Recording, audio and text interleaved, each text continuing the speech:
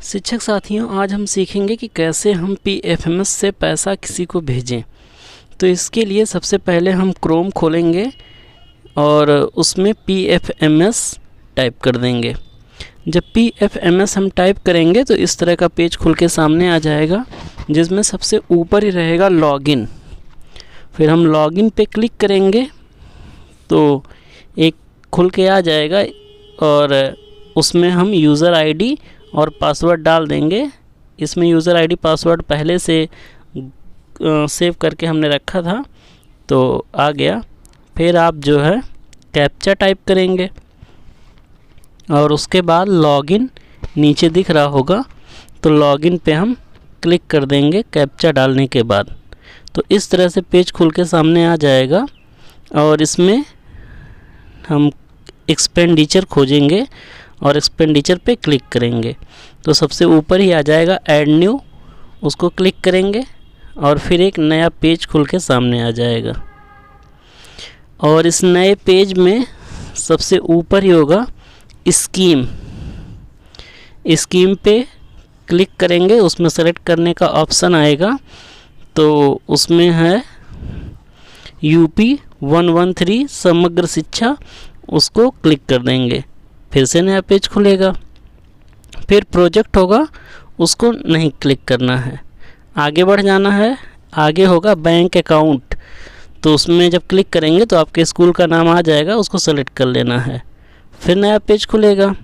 फिर इसके बाद आगे चलेंगे तो आ जाएगा एक्सपेंडिचर डन फॉर। इसमें हम वेंडर सेलेक्ट कर लेंगे और वेंडर सेलेक्ट करने के बाद आपको जो आपने बनाए होंगे वेंडर वो दिखाई देंगे और उसमें से हम कोई एक सेलेक्ट कर लेंगे। जैसे देखिए वेंडर दिखाई दे रहा है, इसमें से हम एक को सेलेक्ट कर ले रहे हैं। वेंडर सेलेक्ट करने के बाद आप नीचे देखेंगे तो ऑफिस लेटर नंबर ये दिखाई देगा या ऑफिस ऑर्डर लेटर ये दिखाई देगा। तो इसमें हम कुछ भी स्कूल का नाम या फिर पहला PPA बना रहे हो तो 1 2 3 कुछ भी लिख सकते हैं और उसको याद रखिएगा या स्क्रीनशॉट ले लीजिएगा। तो इस तरह से देखिए जैसे हम लिख रहे हैं इसी तरह से कुछ भी आप इसमें कर सकते हैं। फिर नेक्स्ट देखेंगे नीचे तो सेक्शन डेट। तो सेक्शन डेट में जिस डेट में आप बना रहे हैं वही डेट डाल सकते हैं या 1-2 दिन पहले का, आगे का डेट नहीं डाल सकते हैं। जैसे उसके नीचे है एक्चुअल ट्रांजैक्शन डेट, तो उसी डेट का आप डाल लेंगे या उससे पहले का डाल लेंगे, आगे का नहीं डाल सकते हैं। तो जैसे देखिए हमने डाल दिया है। अब नीचे देखेंगे तो है टोटल अवेलेबल अमाउंट, ये दिखाई दे जाएगा और फिर उसके नीचे है अमाउंट, वो भर देंगे। फिर इसके बाद नरेशन है, तो नरेशन में आप जिस मद में पैसा खर्च करना चाहते हैं वो भर देंगे। जैसे हम भर रहे हैं हाउस होल्ड सर्वे, तो हाउस होल्ड सर्वे नरेशन में भर दे रहे हैं। इसी तरह से आप भी जिस मद में पैसा खर्च करना चाहते हैं या जिस मद का पैसा है वो मद नरेशन में भर देंगे। फिर नीचे है वाउचर नंबर, उसको कुछ नहीं करना है, छोड़ देना है। फिर उसके बाद नेक्स्ट है स्कीम कंपोनेंट। अब इसमें सेलेक्ट करने का ऑप्शन दिखा रहा है और जिस मद में हम पैसा खर्च किए हैं, खर्च करने वाले हैं, उसका जो है अलग अलग कंपोनेंट नंबर दिया रहता है। तो जैसे हम टाइप कर रहे हैं कंपोनेंट नंबर, और टाइप करने के बाद अभी हम जब इसको सेलेक्ट करेंगे तो कई सारे कंपोनेंट आ जाएंगे, लेकिन जो है जो आपने टाइप किया रहेगा वो कलर थोड़ा ब्लैक दिखाएगा। देखिए अभी हम टाइप कर रहे हैं, अब ये नीचे आ गया और फिर से टाइप करके सर्च करेंगे। फिर से जो अभी टाइप किए थे वही फिर से कर रहे हैं।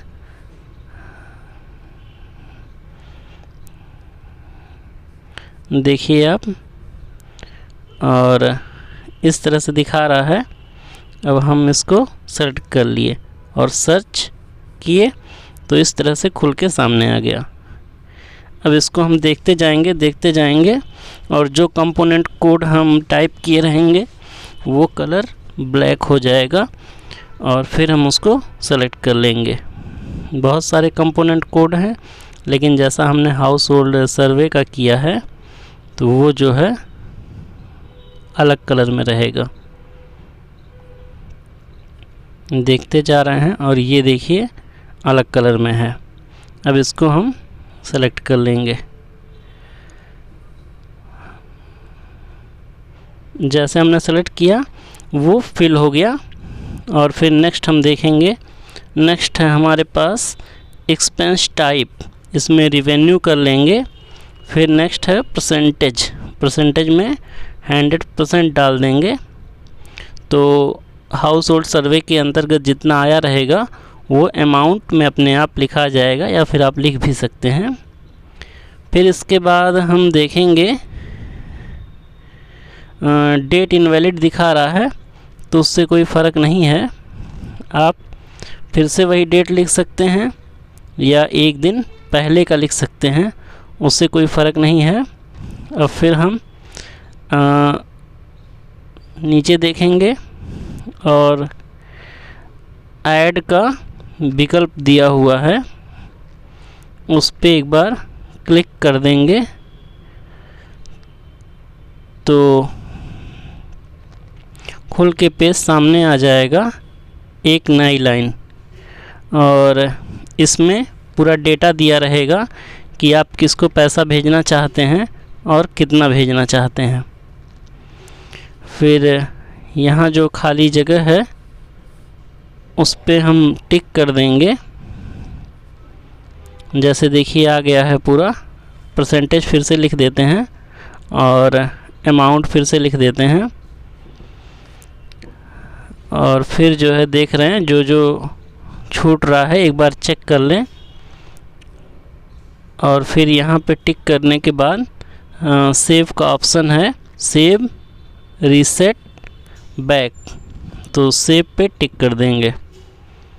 अब जब सेव पे क्लिक किए तो ये आ गया हमारा नंबर BP 2024-25, और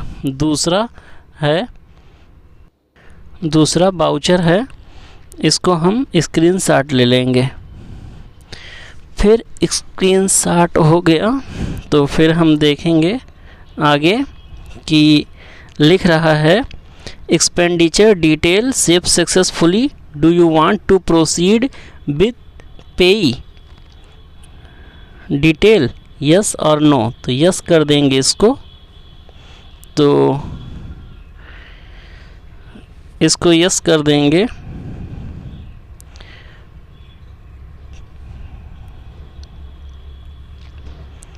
फिर यस करने के बाद नया पेज खुल के सामने आ जाएगा और उसमें लिखा रहेगा इंस्ट्रूमेंट टाइप, और उसको सेलेक्ट करने का ऑप्शन आएगा इंस्ट्रूमेंट टाइप। तो उसको जब हम सेलेक्ट करेंगे तो उसमें दो ऑप्शन लिख के आएगा, उसमें हम ई पेमेंट यूजिंग प्रिंट एडवाइस, इसको क्लिक कर देंगे। देख सकते हैं आप लिख रहा होगा इंस्ट्रूमेंट टाइप, तो ई पेमेंट यूजिंग प्रिंट एडवाइस, इस पे क्लिक कर देंगे। फिर इसके बाद इसके आगे है ऐड, तो ऐड को करेंगे तो प्रोसेसिंग होगा और नई लाइन आ जाएगी। अब इसमें एक कॉलम खाली रहेगा, नरेशन फॉर पासबुक, इसमें हम लिख देंगे जिस मद में पैसा खर्च कर रहे हैं। तो जैसे हमने हाउस होल्ड सर्वे में किया है तो हाउस होल्ड सर्वे लिख देंगे, और जब पासबुक भविष्य में प्रिंट कराएंगे तो पासबुक में लिख के आएगा कि हाउस होल्ड सर्वे का PPA किस डेट में क्रिएट हुआ था। तो ये नरेशन है, इसमें हम देखिए लिख रहे हैं हाउस होल्ड सर्वे, और फिर जो है नीचे लिखा रहेगा कैंसिल, कन्फर्म और बैक, तो कन्फर्म पे क्लिक करेंगे, प्रोसेसिंग होगा और फिर से हमारा PPA लगभग जनरेट हो गया। लिखा के आएगा सबमिट फॉर अप्रूवल या बैक। तो सबमिट फॉर अप्रूवल, इस पे हम एक बार चेक कर लें पूरा सब कुछ सही है कि नहीं। फिर सबमिट फॉर अप्रूवल पे हम क्लिक कर देंगे। चेक करने के बाद सब कुछ देख लेंगे फिर से। फिर सबमिट फॉर अप्रूवल प्रोसेसिंग होगा और फिर से लिख के आ जाएगा सक्सेसफुली सेव फॉर सबमिटेड। देखिए लिख के आ गया successfully submitted, successfully save for submitted. अब फिर लिख के आएगा कैंसिल ट्रांजैक्शन और बैक। तो इसको नहीं करना है, फिर हमको ऊपर देखना है और यहाँ लॉग आउट का ऑप्शन दिखाई देगा और फिर हमको लॉग आउट हो जाना है।